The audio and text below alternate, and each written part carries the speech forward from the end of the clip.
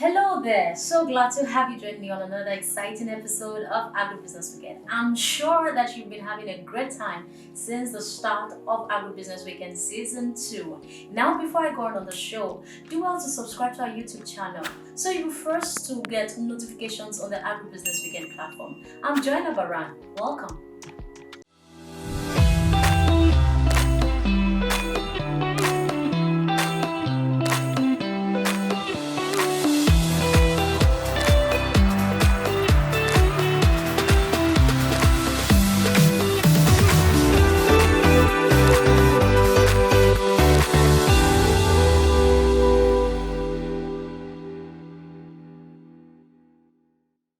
Welcome back.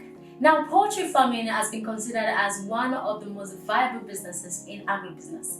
This is because the poultry sector has been the most successful sectors, one of the most successful sectors. Today on set with me, I have the CEO of Afin Power Limited, an IT analyst, a poultry farmer, and he has years of experience in banking. Welcome on set, Durojaye Remi Akintola. You're welcome, sir. Thank you. And thank you for being on set with me today. Welcome to Agribusiness Weekend. I'm happy to be here. Now let's look at the poultry sector. The poultry farming, like I said, is a viable business. So tell us, what are the opportunities available in the sector and how can we tap into them and explore them? Well, currently, really, even though we have a lot of challenges now because of pandemic, the opportunity really still massive in the industry. The value chain is quite long. You have the primary one, which is the production of eggs, chicken. Yeah. Then you can also plug yourself as a wholesaler, Okay. going to the farm to pick eggs Okay. And distributing? and distributing it down to final consumer, or there are also people there are businesses that use eggs Okay. on daily basis, Yeah. pastries, Yes. and you can also plug yourself in egg powder business. Wow. So the chain is long.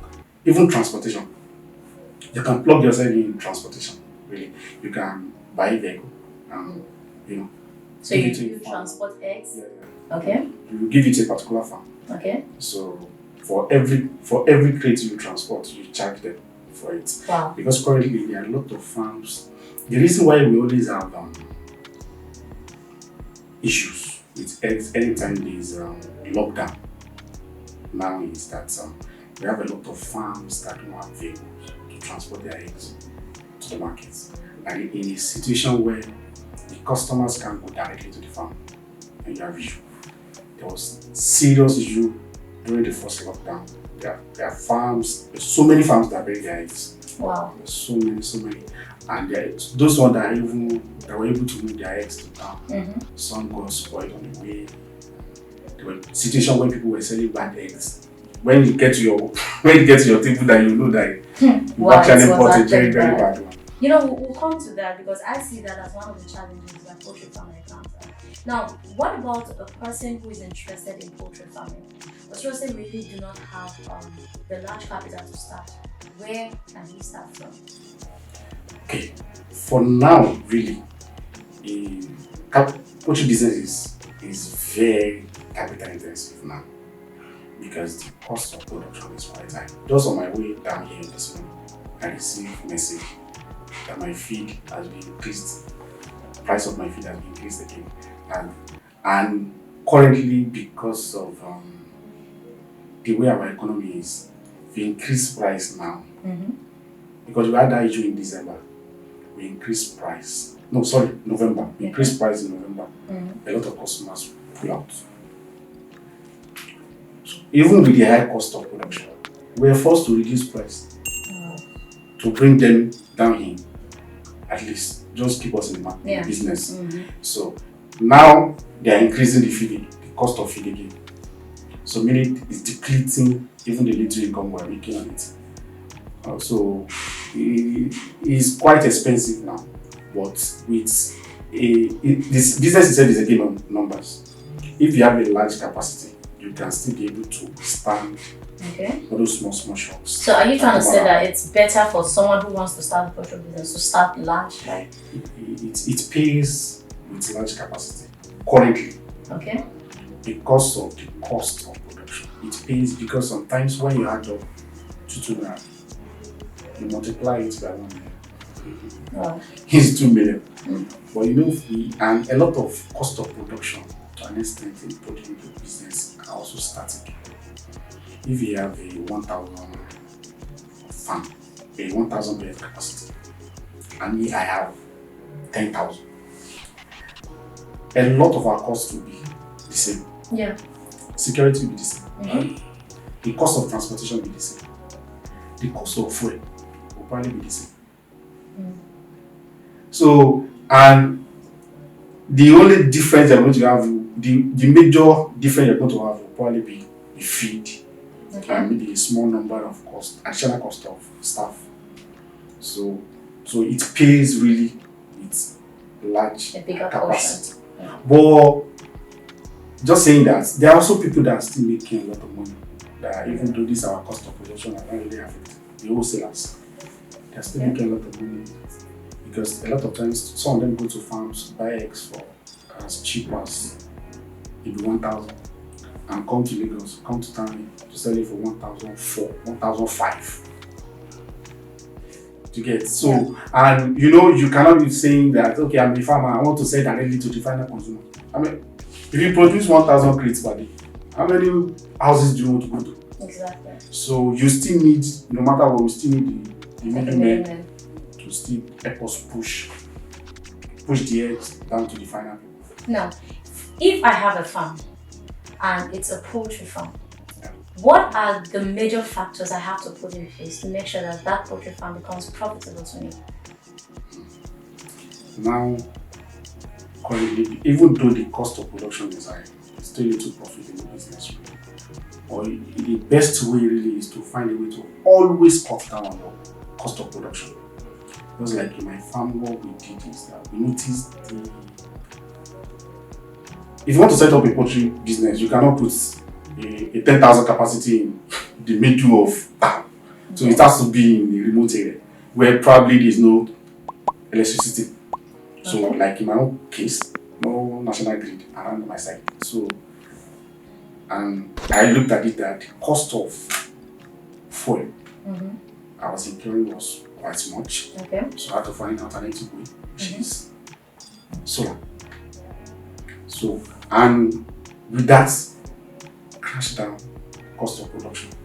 Because by the time you're spending like almost 80,000 plus, even for us, even managing it, spending like over 80,000 on fueling generator alone, and of the fuel for the vehicle. Yeah.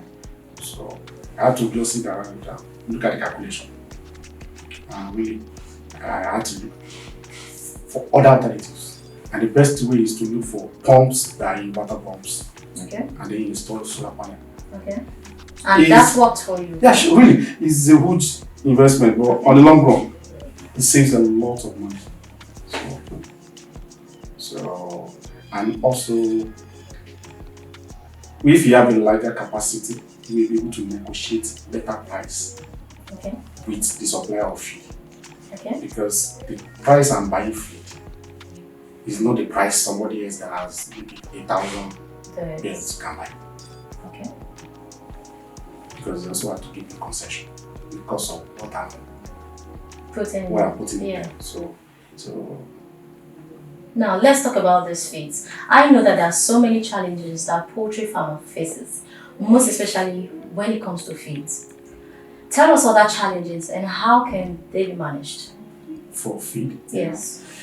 Now, for feed, material itself is a major problem that we have now. Maize and soya scarcity. Because now there is local production of it, even though government actually banned the importation of maize and soya.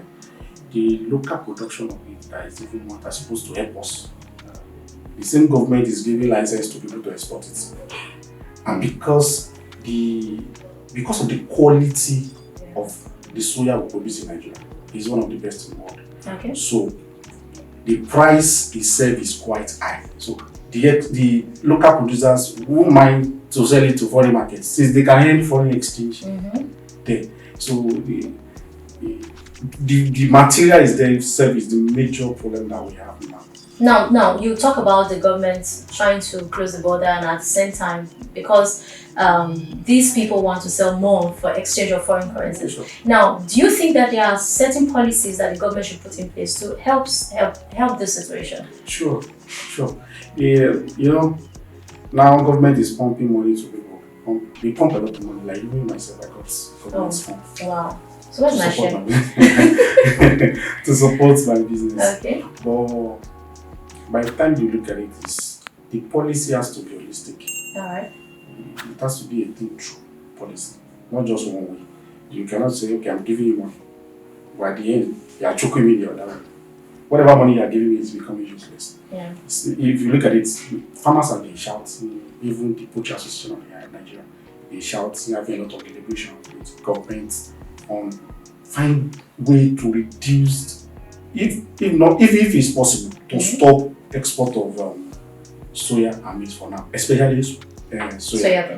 To stop export of soya, at least to help the local producers. Yeah. Because there are a lot of people that also made in their farm, since they can't source soya from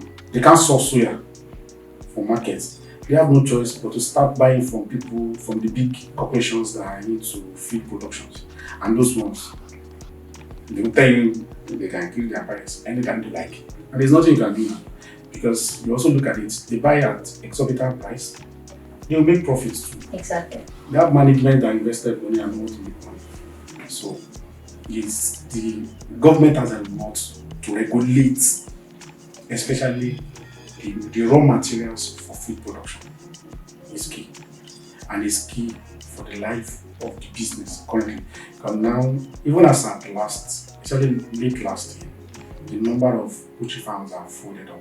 Wow. It's massive.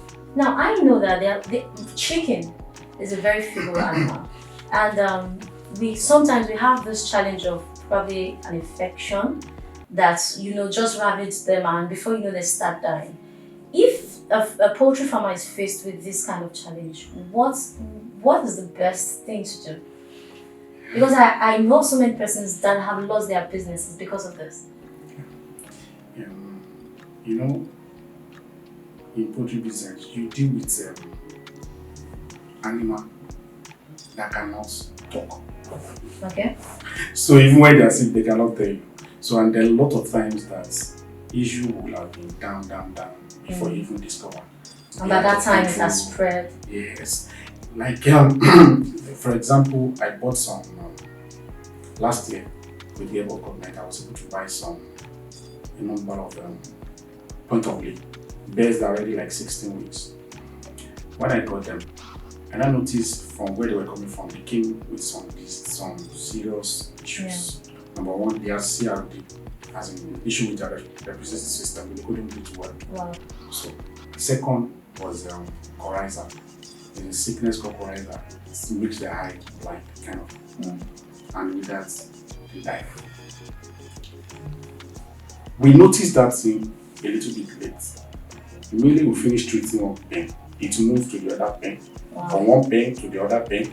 Even the pullets, as in the small chicken that we just brought into the farm, they also get infected when we are treating. So we have to treating all the bears in the farm. Wow. So that, in every business really, you have challenges. But those are the things we have to deal with from time to time. So, but it does not also remove the gain of the business. So even in the business, there is still gain. There's still a lot of benefits. Okay. In the business, really. All right. Amazing. All right. Right now we'll go on a short break, and when we'll come back, the show continues. So don't go away.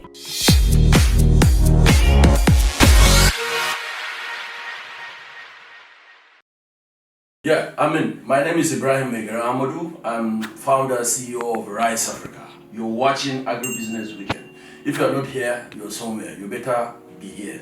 Thank you.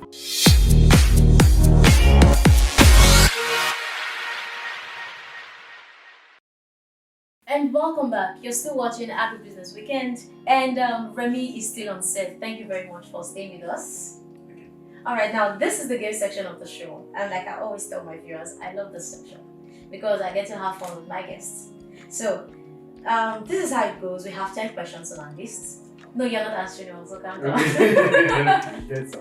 All right, so we have 10 questions on our list, and you're just to answer 3, and they are random questions. So you just pick a number, and there we go. So let me get your first number. I'll pick 2. Number 2.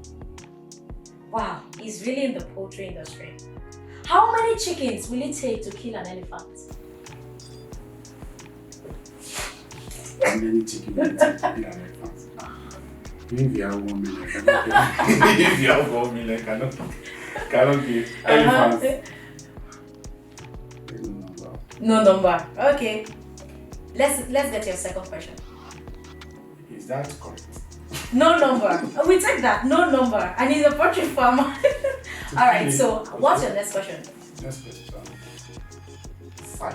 Number 5. Who is your best musician? I'm not a music person, really. Oh, really? Yeah. But you should have this person that you listen to all the time, like. Maybe Tupac. Wow. Tupac. So why do you love his music? He's a prophet. Prophet Tupac. The prophets. You know, it's just like Fela too. There are Wow. people that speak Okay. down to the root of problems. All right. So, Amazing. Okay, so let's go to your last question. 10. Number 10. If you could travel to a place on earth, any place on earth, if you could travel to any place on earth, where would you go? Anyway,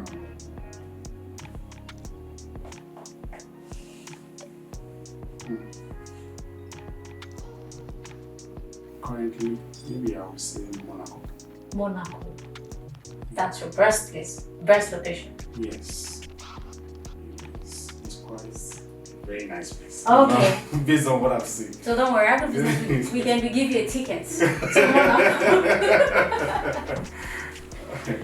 All right, thank you so much for being on the show. It's been an awesome time speaking with you. Yeah. And on behalf of myself and the Agribusiness Weekend team, we have this package to give you. I want to say thank you for coming on the show. Thank you very much. Thank you. I'm happy to be here. All right, so you can check. It's all yours. It's your package. It's Wow. nice. Thank you very much once more. And so this is where we draw the curtain on today's episode of Agribusiness Weekend. Before I go, again, subscribe to our YouTube channel so that you'll be first to get notifications on the Agribusiness Weekend, and follow us on all our social media platforms. Till I come your way next time, you can start with your own poultry farm. I'm Jella Baran. Bye.